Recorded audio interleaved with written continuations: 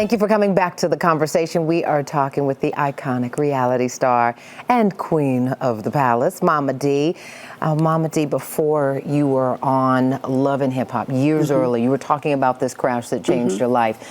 A lot of physical change, but it also changed your ability to just go out and make a living. You made a decision that I know raises a lot of eyebrows in terms of how you're going to take care of your kids. Let's talk about what you decided to do. So I went after the long hospital stay. I was in a head-on collision, and it crushed my left patella fracture and a left agile fracture, and it was just pieces. I was literally in pieces, and having to be in the hospital in tractions, and I mean, I can just still see it, and after I started, you know, from the wheelchair to the walker, to crutches, from crutches to the cane. And like I said before, that was a whole other separate season of growth. But then when it was all said and done, though, you still have to work. You still have to make money. So when I asked my mom,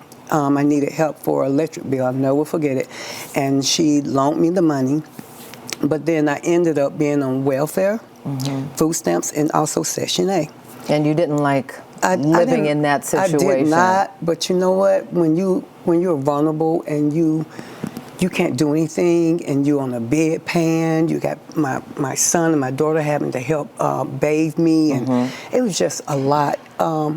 So how did you make the decision? Or did you just feel like, I've got no choice? I know I can sell these drugs, and I know... I got 2 women at first, and I started being the madam. And in layman's term, people would say pimp. And so I knew it was a male-dominant kind of situation out there in these mean streets of Atlanta. But I said, no, before I tell my kids that they can't eat today, or they can't have school clothes, and they can't have any toys up on the Christmas tree at Christmas, no, I was going to go get it. How did you reconcile what we understand prostitution to be with being a mother trying to feed your kids? Because this was all happening in a trap house, right? It came down to survival. And human beings, we're very funny. You never know what you'll be forced to do or have to do until you're put in a certain situation. I felt like I couldn't depend on anyone but me and myself and I. And so my husband was a drug dealer, but he had left and did 7 years, and so I used his contacts. So I contacted him. I said, you know, I'm barely walking, but I need some drugs. I need some crack cocaine. I need some powder. And I would pay for it, and then I started very little, and then I started stacking my paper, and then along with the women, I started with 2 women.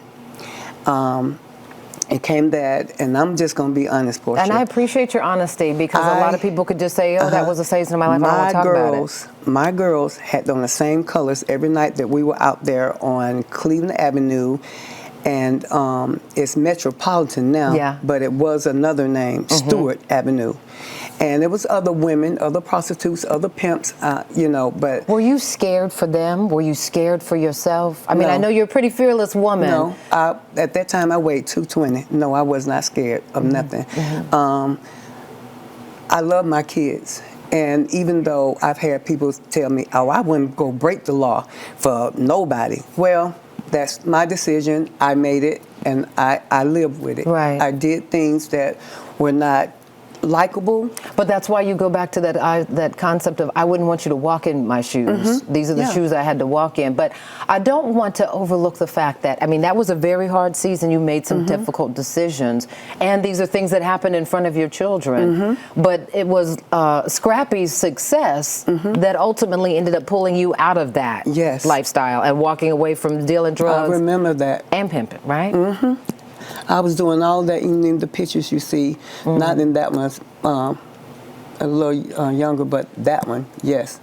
I used to be dead in it, So what's the lesson then? Because for women who are going through it, I want them to hear that there is a hope and a way out, especially for the struggling single mamas. They don't have to do what I did. I'm not boasting or bragging on what I did in my past. I'm just giving you my walk in life. Yeah. The roads I chose. Right. And they're not for everybody. They're not even for the weakest heart. Right. The other part of this is that that's your past. Your future is as a business owner. You're presently doing some really big things in the food space, and the good news is she's cooking for us too. So don't go anywhere.